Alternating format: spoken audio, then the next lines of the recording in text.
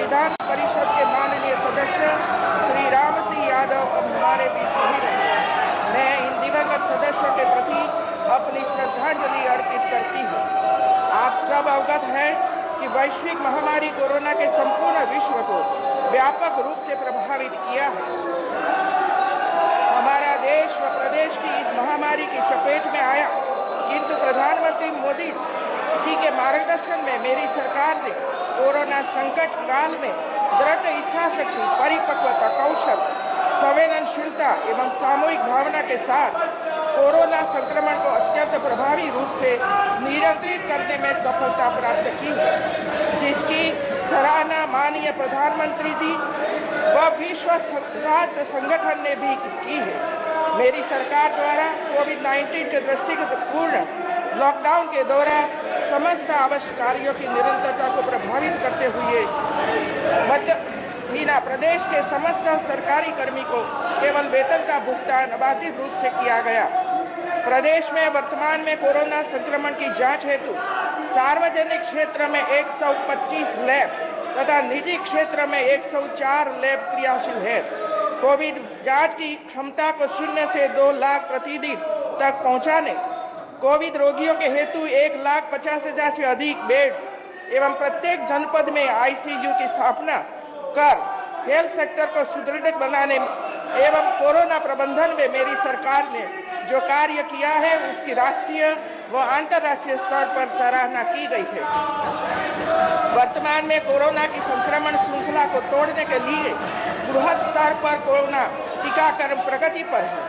हमारे देश ने 2 स्वदेशी वैक्सीन लॉन्च किए, जिन्हें देश में युद्ध स्तर पर टीकाकरण में उपयोग के साथ साथ अन्य मित्र देशों को भी प्रदान किया जा रहा है, जिसके लिए मैं माननीय प्रधानमंत्री जी एवं देश के वैज्ञानिकों के प्रति आभार व्यक्त करती हूँ। वैश्विक महामारी कोविड-19 के दृष्टिगत देशव्यापी लॉकडाउन के दौरान बड़ी संख्या में प्रवासी कामगारों, श्रमिकों ने अपने गृह जनपद हेतु प्रस्थान किया।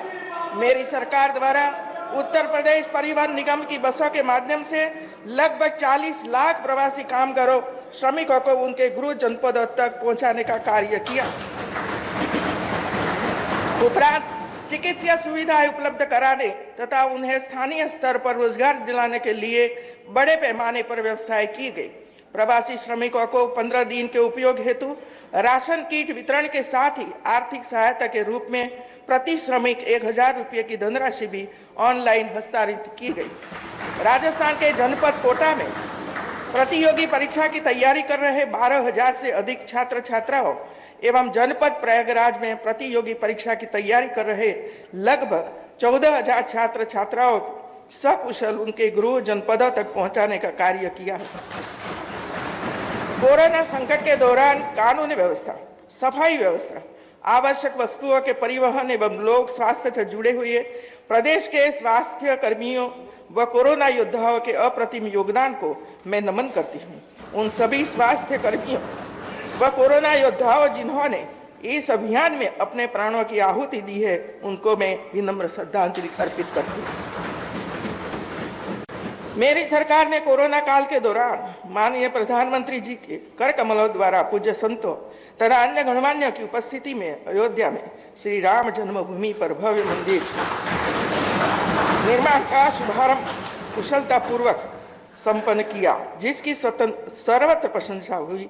इसके लिए मैं माननीय प्रधानमंत्री जी व देश की न्यायपालिका के प्रति आभार व्यक्त करती हूँ। मुझे हर्ष हो रहा है कि इस वर्ष गणतंत्र दिवस के अवसर पर अयोध्या उत्तर प्रदेश की सांस्कृतिक धरोहर नामक प्रदेश की भव्य झांकी को देश में प्रथम स्थान प्राप्त हुआ है।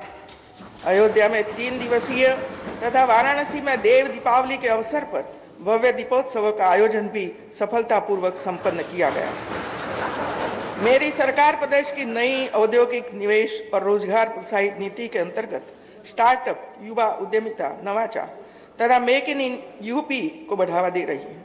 सरकार की नीतियां भविष्य उन्मुखी हो तथा सबका साथ सबका विकास के विजन का अनुसरण करते हुए समावेशी सतत संतुलित विकास के उद्देश्य से लागू की गई है। निवेश को आकर्षित करने की प्रतिबद्धता कानून व्यवस्था में निरंतर सुधार तथा अन्य सुविधाएं प्रदान किए जाने के दृष्टिगत Uttar Pradesh ease of doing business ranking में देश में दूसरे स्थान पर आ गया है। अवस्थापना विकास के दृष्टिकोण से प्रदेश में पूर्वांचल एक्सप्रेस वे तथा बुंदेलखंड एक्सप्रेस वे का निर्माण तेजी से पूरा हो रहा है। पूर्वांचल एक्सप्रेस वे परियोजना का निर्माण यूपीडा के माध्यम से कराया जा रहा है, जिसकी लंबाई लगभग 340 किलोमीटर है। इस एक्सप्रेस वे पर आपात स्थिति में वायुसेना के लड़ाकू विमानों की लैंडिंग टेक ऑफ के लिए जनपद सुल्तानपुर में 3.2 किलोमीटर लंबी हवाई पट्टी का निर्माण भी किया जा रहा है। लगभग 296 किलोमीटर लंबे बुंदेलखंड एक्सप्रेस वे का निर्माण कार्य निर्धारित लक्ष्य के अनुसार गतिमान है। बुंदेलखंड एक्सप्रेस वे के साथ डिफेंस इंडस्ट्रियल कॉरिडोर परियोजना का निर्माण भी प्रगति पर है।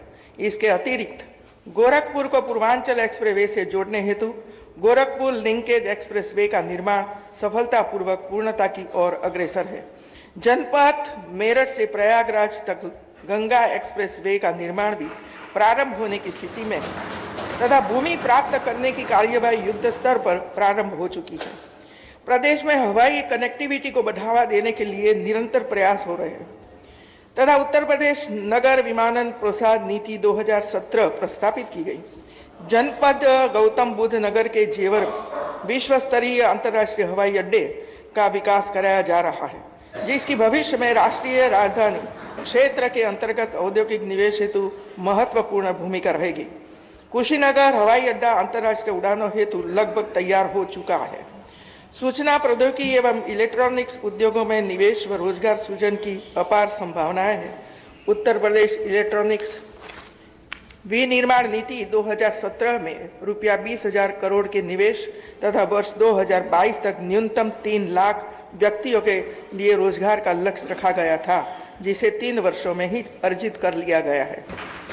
उत्तर प्रदेश इलेक्ट्रॉनिक्स विनिर्माण नीति 2020 अधिकृत की गई है, जिसके अंतर्गत 5 वर्षों में रुपया 40,000 करोड़ के निवेश तथा 4 लाख व्यक्तियों के लिए रोजगार सृजन का लक्ष्य है। प्रदेश के औद्योगिक विकास में सूक्ष्म लघु एवं मध्यम उद्यमों के महत्व को ध्यान में रखते हुए उत्तर प्रदेश सूक्ष्म लघु एवं मध्यम उद्यम अधिनियम 2020 प्रस्तावित किया गया है, जिसके अंतर्गत उद्यम स्थापना, विस्तारीकरण एवं विविधीकरण की अनेक प्रक्रियाओं को सरलीकृत किया गया है। अब उद्यमी को 1000 दिवस की अवधि तक किसी भी लाइसेंस की आवश्यकता नहीं होगी। बैंकों से समन्वय कर प्रदेश के लगभग 1 लाख से अधिक सूक्ष्म लघु एवं मध्यम उद्योगों को लगभग रुपया 3,000 करोड़ के ऋण अतिरिक्त कराकर लगभग 27 लाख से अधिक रोजगार के अवसर सृजित हुए हैं। ओडीओपी योजना के अंतर्गत लाखों कारीगरों को ई मार्केट से जोड़ा गया है तथा 16 जनपदों में कॉमन फैसिलिटी सेंटर स्थापित हो रही है। योजना के अंतर्गत आयोजित 4 ऑनलाइन मेलों के माध्यम से 10 लाख से अधिक लाभार्थियों को रुपया 30,000 करोड़ के ऋण का वितरण किया गया। सूक्ष्म लघु एवं मध्यम उद्योगों से संबंधित उत्पादों में प्रदेश आत्मनिर्भरता के लक्ष्य की प्राप्ति हेतु तीव्र गति से अग्रसर है। सरकार की नीतियों के सुगम, त्वरित एवं पारदर्शी क्रियान्वयन व देश की औद्योगिक इकाइयों से प्रयासों से प्रदेश का निर्यात वर्ष 2017-18 में रुपया 28,966 करोड़ से बढ़कर वर्ष 2019-20 में रुपया 1,20,356 करोड़ रुपया पहुंच गया है तथा प्रदेश निर्यात के एक हब के रूप में विकसित हुआ है। प्रदेश के विकास को त्वरित गति प्रदान करने में ऊर्जा क्षेत्र की अग्रणी भूमिका रही है। ऊर्जा की आवश्यकता के अनुरूप अनवरत विद्युत आपूर्ति हेतु पारेषण तंत्र को सुदृढ़ किया जा रहा है। विद्युत आपूर्ति में अभूतपूर्व सुधार लाते हुए वर्तमान में जिला मुख्यालयों पर 24 घंटे, तहसील मुख्यालयों पर 21 घंटे 30 मिनट व गाँव में 18